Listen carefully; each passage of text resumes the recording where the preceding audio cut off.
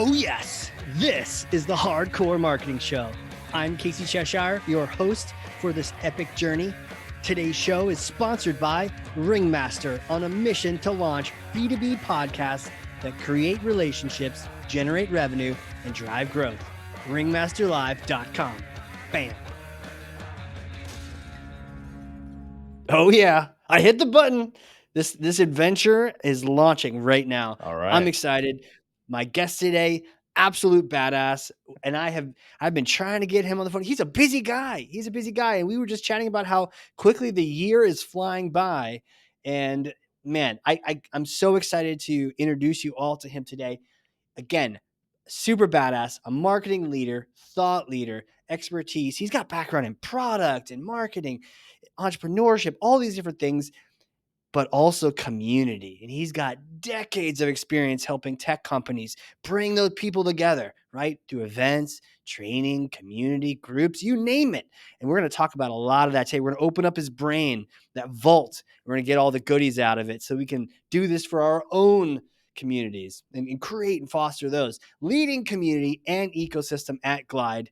Andy Claremont, welcome to the show, sir. Thank you for having me. I'm glad we were able to pull this together.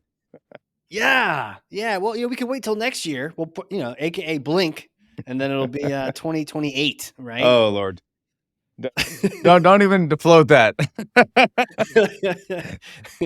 By the time we finish this podcast, it'll be next year.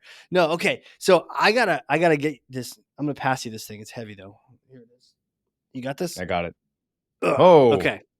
Here you go. I'm gonna grab that. I got it.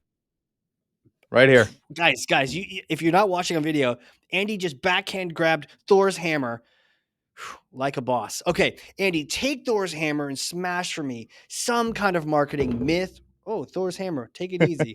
Some kind of marketing myth, bogus strategy, misconception. Set the record straight once and for all. All right. Me and Mighty Mjolnir here. We're going to smash this. The misconception that your audience is your community. Your audience is not your community. It can become a community, but they are two different things. So let's smash that right now. A smash. Smash. Why do people think this?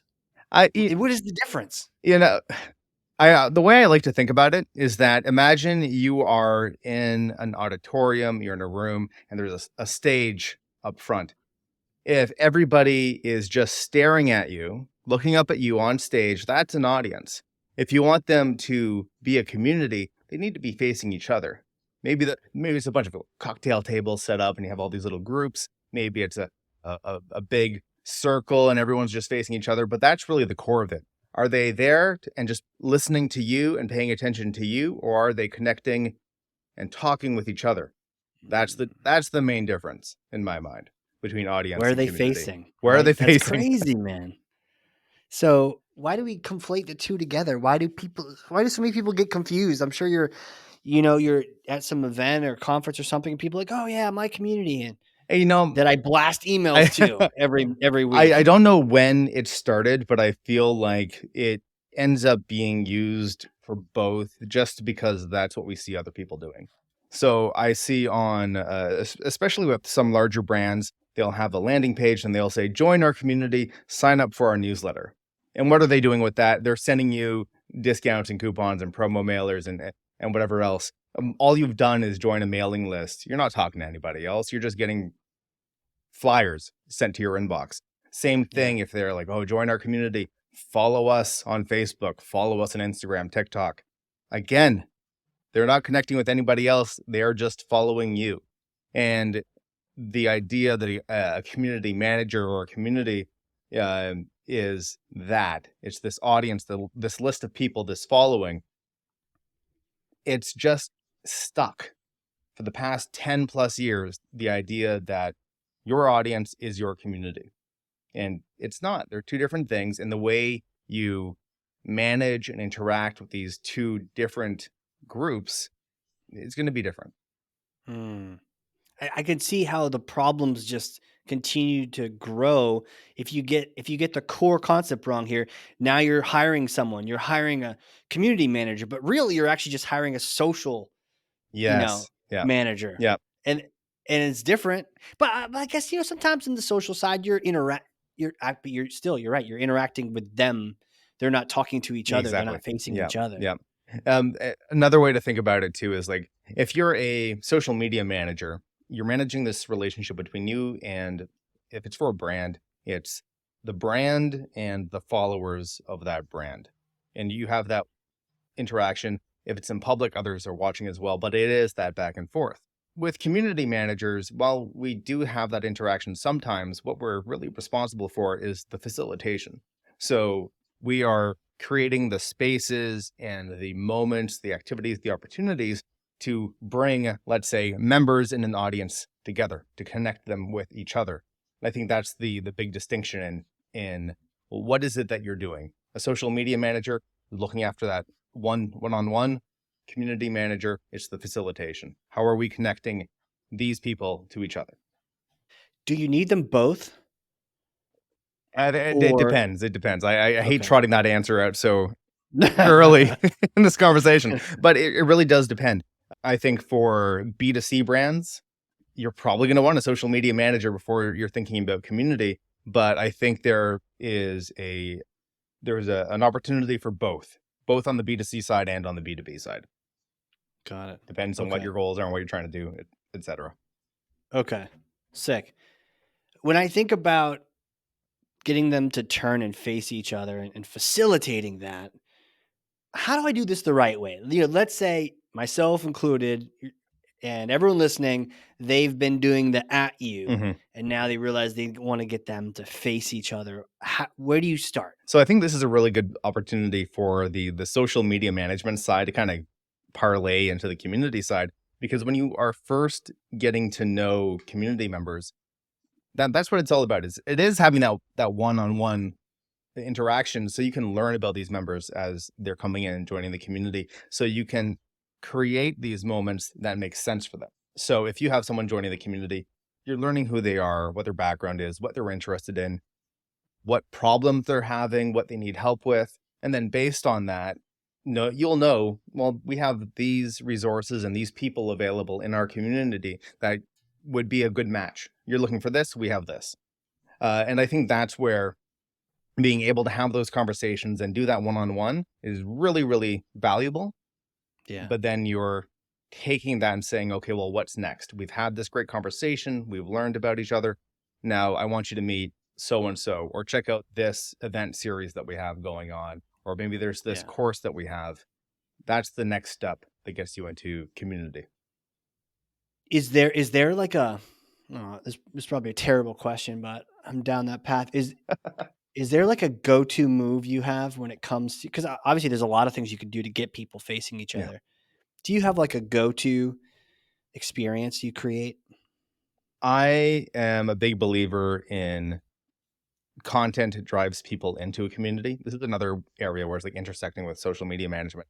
But content draws people in because when they are first coming into a community, it's fairly transactional. They're looking for something and there's some need, want that needs to be fulfilled.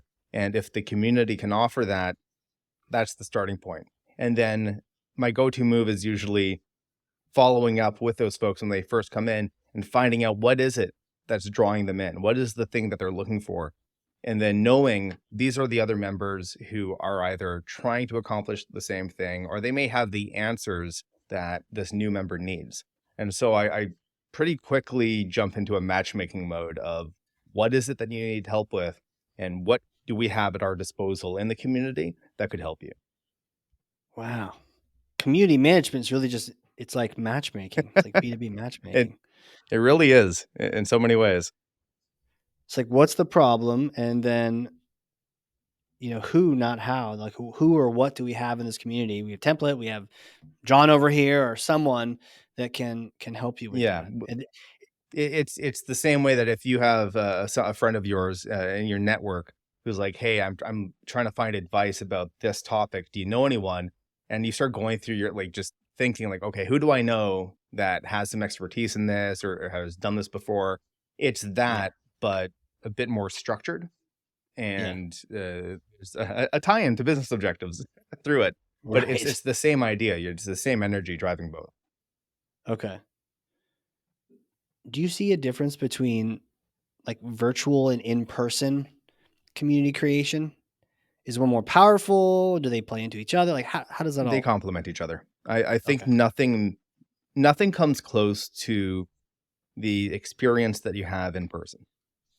Being able to see someone face to face, be in that same physical environment, we lose a lot of that when you go into something that is completely virtual.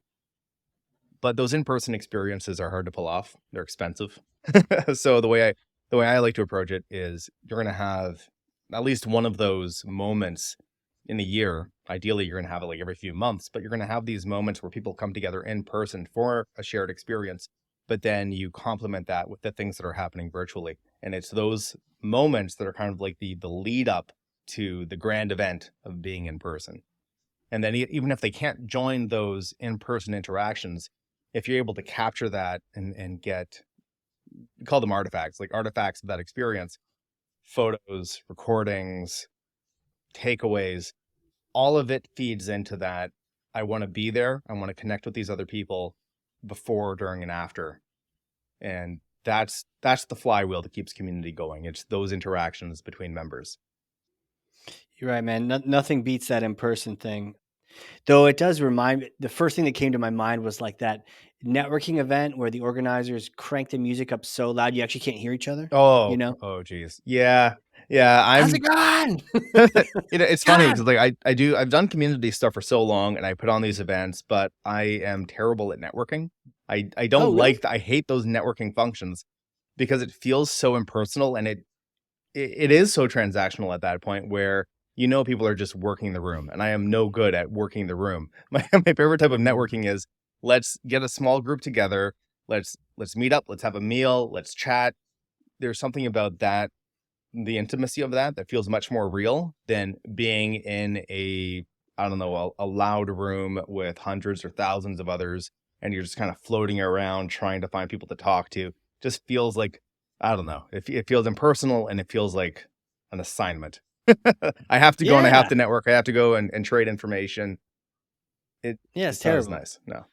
I remember doing a networking event a long time ago. It was like at the Microsoft building in Boston, and there's some really cool people there. And I was, this is early Casey, and I met some great people. And then there was this guy that walked up to our small group, and he was like, "Hi, I'm whatever. Here's my card. Here's my card. Here's my card. Here's my card. Okay, bye." And it's like, what? What was that? What just happened? Yeah, yeah. I've had my fair share of those, and it's awkward for everybody involved. So, like, don't do that. Exactly. Don't be that guy. I found disengaging was just like I don't need to meet 30 people. If I even just hang out with one person, and maybe we shut the place down, then that just becomes like we met that night and we shut the place down and I didn't meet anyone else, but man, Yes. we like it's almost like going deeper than wider, you Yes, know? yes. Well, this little thing, it's a little hack for local networking, and it was the only thing that ever really worked for me, and I really enjoyed it. Was that there was this group I belonged to, it was 12 years ago at this time, but it was for B2B marketing professionals, and it was all about inbound marketing. And folks would come out to this event that happened every month, and there'd be a presentation or a panel or something. So there was some content that you were coming out for, but then there was a group of people that would hang around after the event, and then they would go to like a local pub or a bar or something, get dinner, get drinks. And it was that group that to this day, over a decade later, they're still in touch and they're still, you know, trading business back and forth, helping each other with problems, bringing new Wow. people into the community. And it started because they hung out after a business meetup after work. And it went from being we're coming out for this event to we're coming out to see each other and hang out to we don't even need this event anymore. Now we're a group, we're a community, and they outlasted the event series um, Yeah. big time. So I always think of Because that as I a high think, water mark.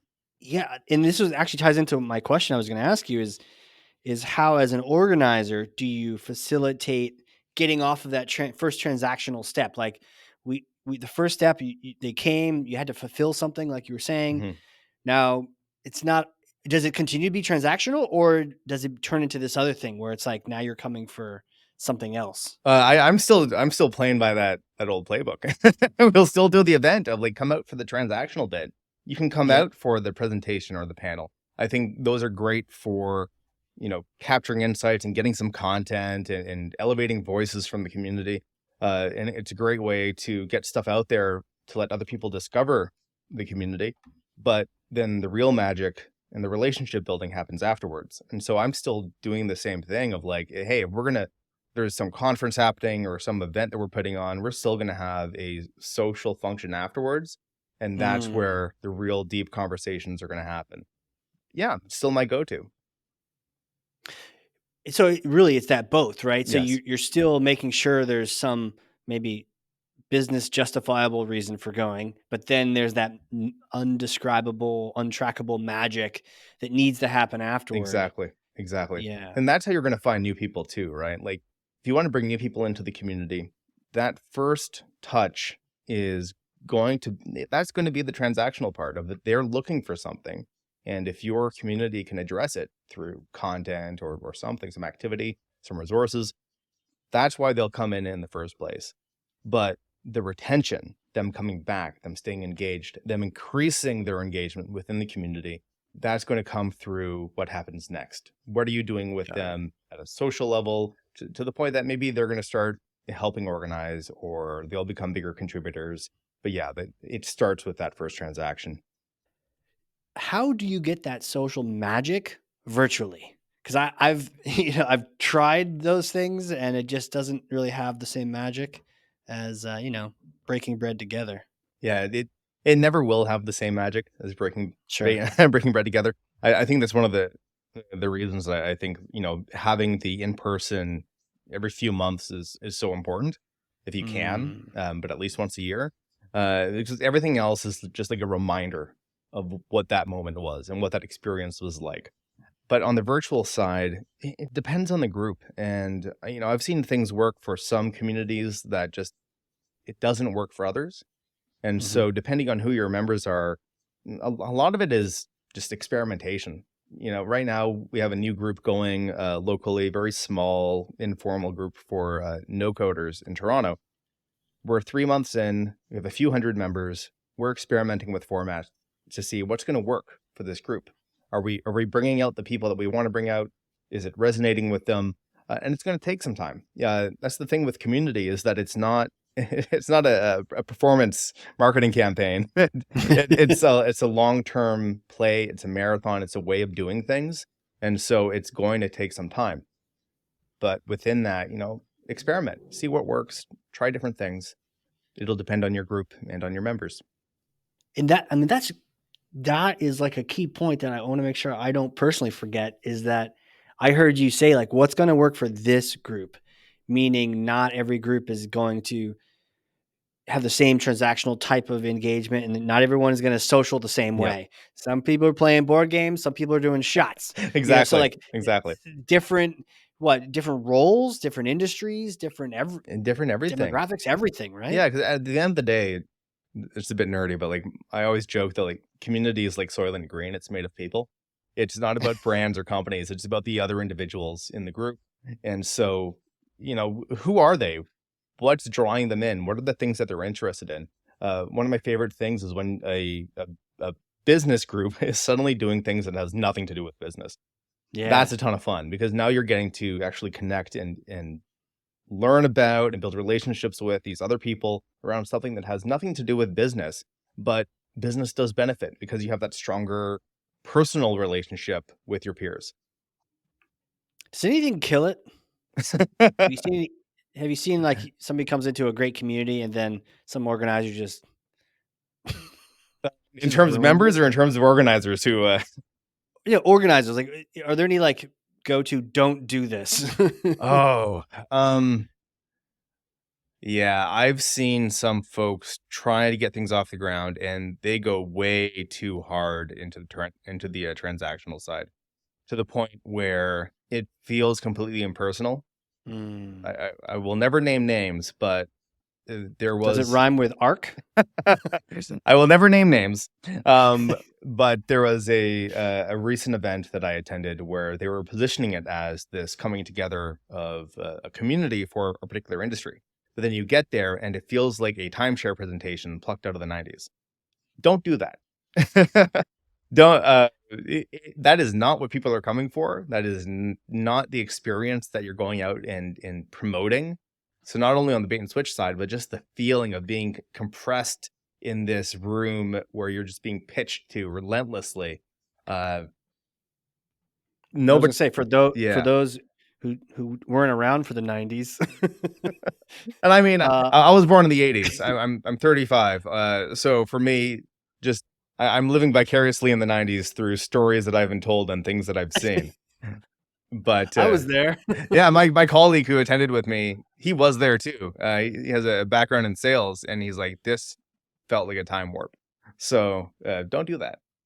What was it? It was just all pitch, Pretty much, pretty no much. It's the no social. file into the room, set it up auditorium style. Everyone's facing the stage. They come out and they just start pitching and Got it. talking about their product and talking about how great they are. Then they bring out their keynote Ugh. speaker who starts talking about how great the company is, and it feels gross. Yeah. Don't do that. Or if you are, don't position it saying like, oh, this is a community thing where we're bringing together people from the community. It's not. It's just it's not. It's just a different Uh, thing. really, it's something like do what you said you were gonna do, and don't. I guess the risk is, man, people can leave feeling really gypped and tricked. It's gross to pitch anyways like that, but to lure people in saying community, Yeah, just like you're saying the landing page, but really it's just signing up for newsletter. So yeah, yeah, you choose your words carefully and don't steal from the community, vocabulary. yeah. Um, Please. wow, fun though, fun. I sat through a Hilton vacation timeshare, but they said, we'll give you $150 in like Hilton bucks. I was like, all right. Well, at least like for something like Can I that. bring a drink with me? Sure. Okay. Just like, well, I mean, I've been to the family resorts where they pitch you on the timeshare as soon as you walk in. You know, but I don't mind it as much because it's transparent. Like I know what this Yeah. is. I don't feel like I'm being duped into participating in something Yeah. different. And that seems to be the thing with community is that it's been adopted as a term, as this kind of shorthand term that gets attention and feels good, but then it's being used for other things that aren't community. Yeah. There's a thing in the podcast world called pod fading where people start a podcast and then 11 episodes later, they're like, yeah, that was cool. It was too hard.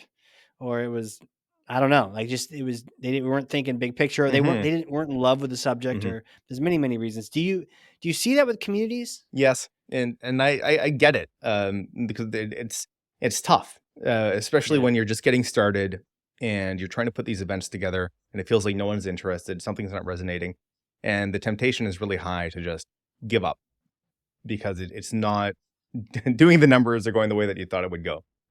Yeah. But you gotta kind of trust the process. Like you gotta Hmm. just keep at it if you're serious about it. Like you really want to make it work like a podcast, you're gonna have to get through the first few reps, Yeah. find your groove.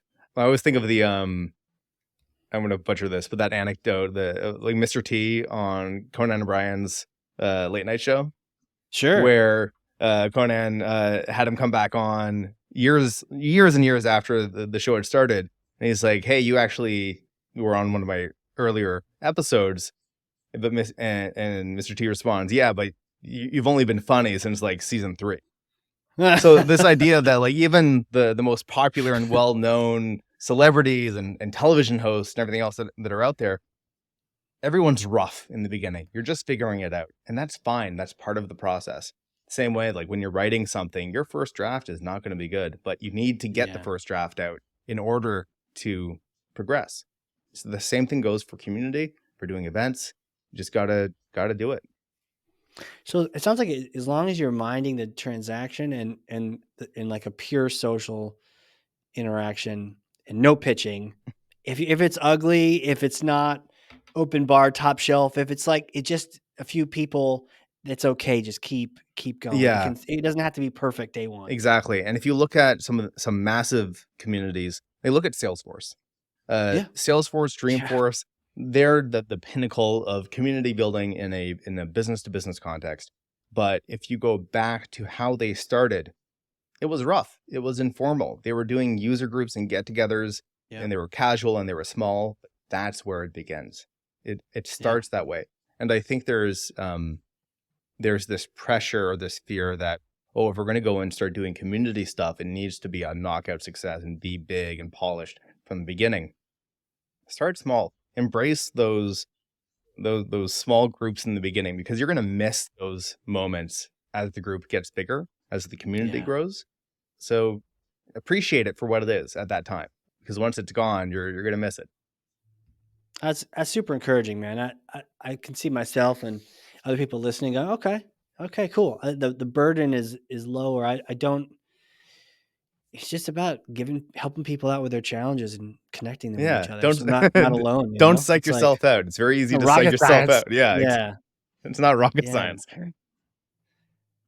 And even rocket scientists need a community. Uh, you mentioned earlier the idea of organizing, Mhm, and I've seen this a little bit in some communities I've been in. The idea of people stepping up to volunteer to be, the promotions chair or to help plan the next event. mhm. Or talk to me about how you activate members of a community to really take on leadership roles.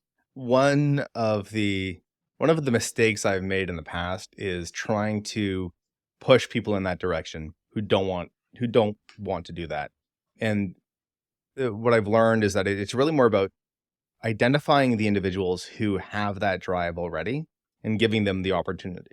So if you have a new community that you're getting going and you're doing events, or even if it's purely online, you're going to have some of those early adopters who are very keen. Hmm. Some folks who are very keen in the beginning will fade and drop off. So Sure. don't go all in on them at the beginning, but give them the opportunities. Give them, if there's an event coming up, let them help, bring them in to assist with certain things, and then just over time, give them more and more power, basically, and freedom to set things up and do things. And you just keep repeating that, like, as more people show up who show an interest in contributing and helping out, giving them those opportunities to do it and build up from there. Yeah, trying to go the other way of like incentivizing it or pushing people to do it usually has unintended consequences, or people are motivated for the wrong reasons. Um, so it's more about knowing your members and knowing who might be a good fit. Yeah, and creating those opportunities. So you like create the position and then just let people know it's available, or like you don't want to push too hard. How do you do that? So one of the things that we're doing with this group I mentioned locally for no code, we have a general idea, and we're starting to list things out of like, these are the things that we need help with. These are all the responsibilities, tasks that need to be dealt with. And so when someone says, "Hey, I'd love to help out," we have this list of things that we need help with. And so it can be as minor as like, "Hey, we need to find a venue for this next Yeah. meetup," or "We need to find presenters to talk about this topic," and letting them kind of pick and choose, like, "Hey, I can help with this or this," and they'll find their comfort level too in the thing that Mm. they're interested in, and you just keep that going. What tasks do you need to knock out, and are there community members who have the drive and willingness to take those tasks on? Give them those opportunities. And it's a transaction. I mean, they're doing it for a reason, Yep. either to help people because they enjoy that, or to help their career out. And there's a million reasons to volunteer in a community. So being mindful of like serving them, how can we serve our leaders and make sure they're getting what they're asking Exactly, for? exactly. Like Yeah. when I got started in all of this back in, God, in 2007 ish, uh, Back in the 80s. back in the 80s. Uh, for me, it was like being in college, and when I graduated in 2009, major recession, things aren't great. How do you build a network and find opportunities when you're a college grad? Doing community stuff was my way of doing it. Like, I Yeah. wanted to build my network, and this was the way I was most comfortable going about it, because I didn't like working the room. I didn't like doing those things. But if I Yeah. could bring people together around a topic that I was interested in. And I just kept that going. And here I am, however many years later, still doing the same general thing, just on a different scale for different reasons. You know what's funny? As you mentioned that, you're like, "I don't like doing." I don't think most people do. I think it's the sorry if the only people listening to this show are these people, but hey, welcome. But I think it's the there's a certain kind of person that loves it. Everyone else is kind of like standing around going, "Man, this is awkward." Yep.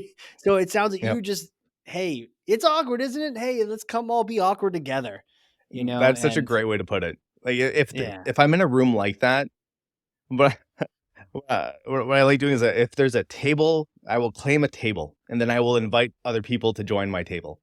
So, this yeah, sitting or standing and just kinda creating that base, and I will just roost there. I'm not gonna move. This is my table. We're gonna stay here. But then you start getting this kinda, like, gaggle of people that come around, and that's where you really start having the fun conversations, because now we're not working in the room, it's we've got this group going. And other yeah. people see that group, people come by, they wanna see what's going on. They wanna be part of that group. It feels much nicer. And everyone has that awkward moment where they're walking up, they see a bunch of round tables. You're like, "Man, where do I sit? I don't Mhm. know any of these people. They Mhm. probably all know each other," which is not true, but in your mind, you're like, "They probably all know each other." And to have someone be like, "Hey, come join us over here, man."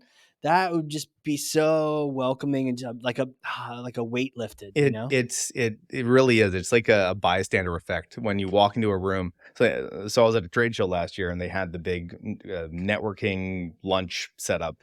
Of just claim a table, and then other people will come and sit down. And if you're late to that lunch and you see a bunch of full tables, it feels really uncomfortable, because it's like, look at all these groups that already exist. You don't want to be just bombing in. Yeah. But someone that I did not know just saw me walk in and waved me over, just flagged me and waved me over to join them at their table. They had a spot. And I thought that was such a wonderful small gesture.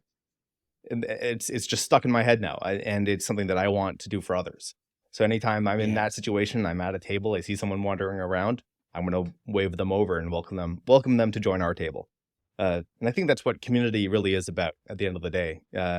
If you're leading a community, you have this group, and you want to bring other people in so they can join the conversation and be part of it.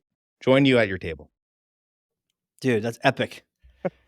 That you're just like walking Mr. Soundbite for community. That's awesome. There's just like wisdom left and right. I get so Who excited about this stuff. Yeah, yeah, I can tell, man, I can tell, and but also the way that you felt welcome there too, and just the idea of, if even just everyone listening to this podcast just decided to and look, like, I get it, we all actually feel that way. None of us are actually comfortable for the most. We got some few party monsters that are just totally comfortable, and sometimes I'm that, but hey, we're all kind of feel a little awkward. Just be the one that invites another awkward person to join you. Like, that's Exactly. so cool. Exactly. So cool. Man, who are you? Andy, you're the king of community. Oh, How do you know all these things? Can you take me back in time, like little Andy days? Did you know you're gonna be just gathering groups of people together and doing absolutely all these not. cool things? Absolutely not. No. Um, my entry into all of this, it did start as a hobby.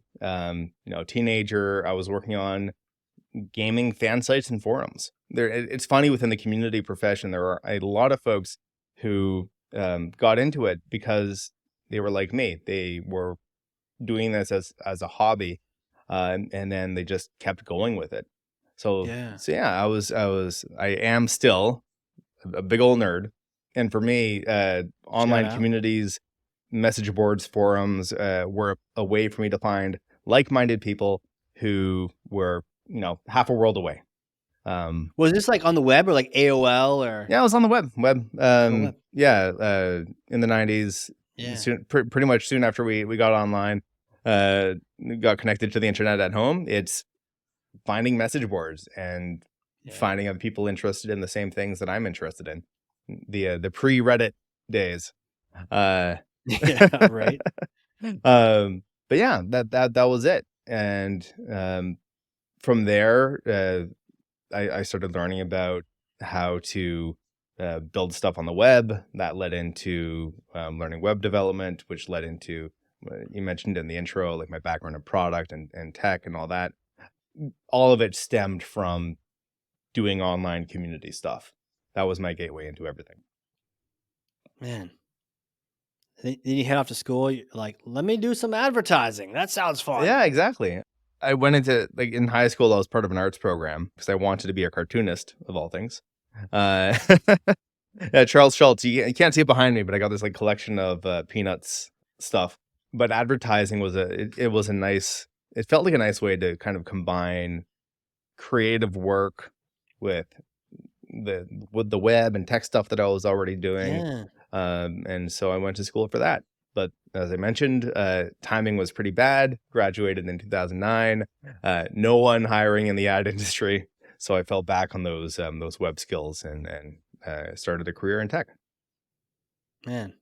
And then fast forward many moons later, you're running community, you're just building things and ecosystem too. How do you balance that community and ecosystem at Glide? It's funny because when I came into this role, they said they were hiring an ecosystem marketer, and it was, but the actual description of the role was closer to like field marketing. So it was similar to stuff I was doing at GoDaddy, which where I was at for quite a while before I joined Glide.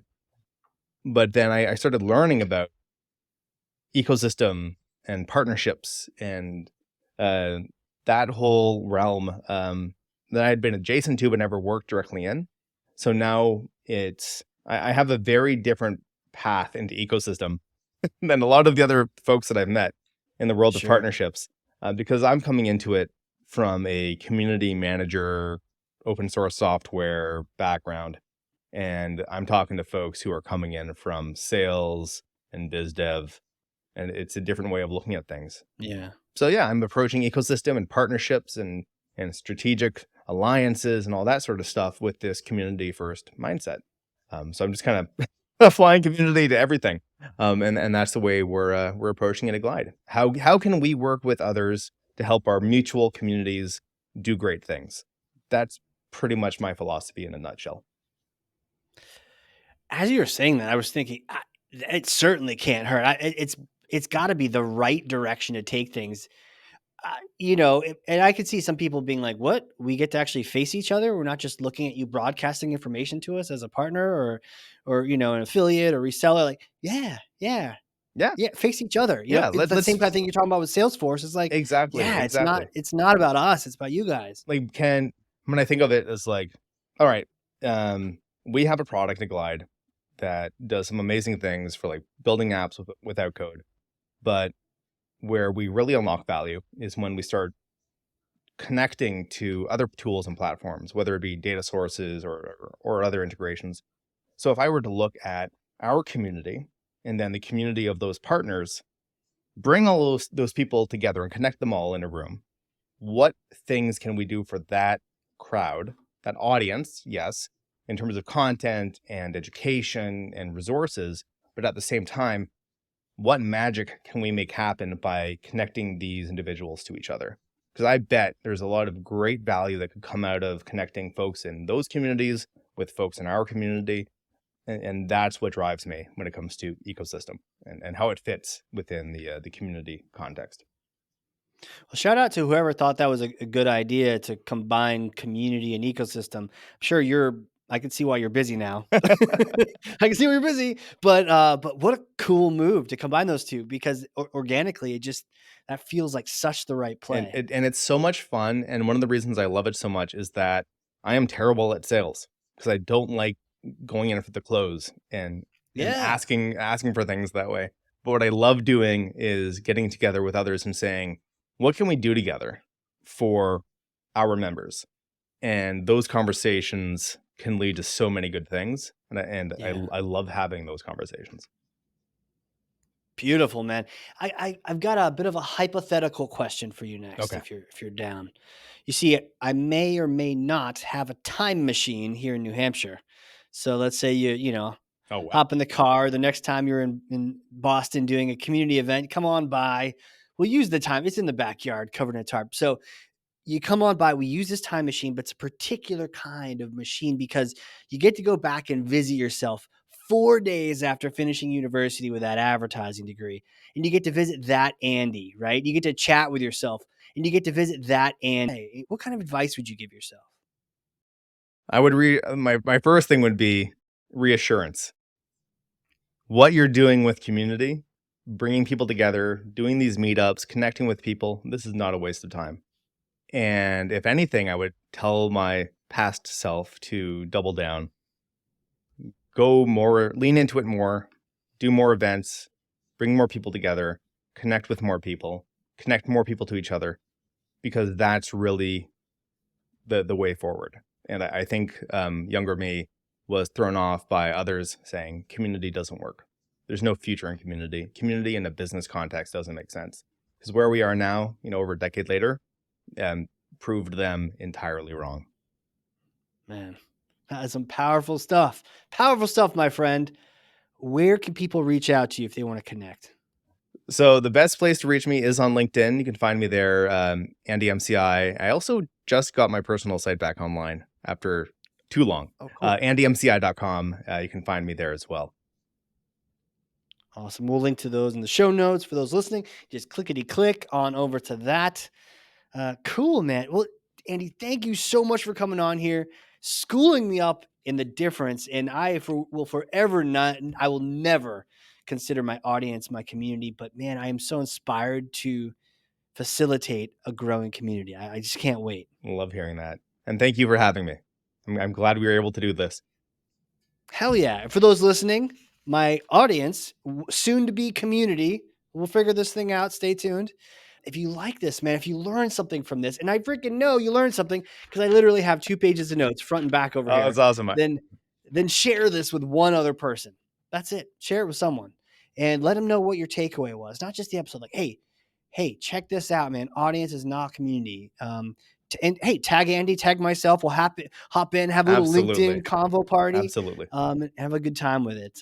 But yeah, good stuff. Andy, thank you again so much for being on here. Thank you. All right, everyone. This has been a crazy cool community episode of the Hardcore Marketing Show. We will see you all next time.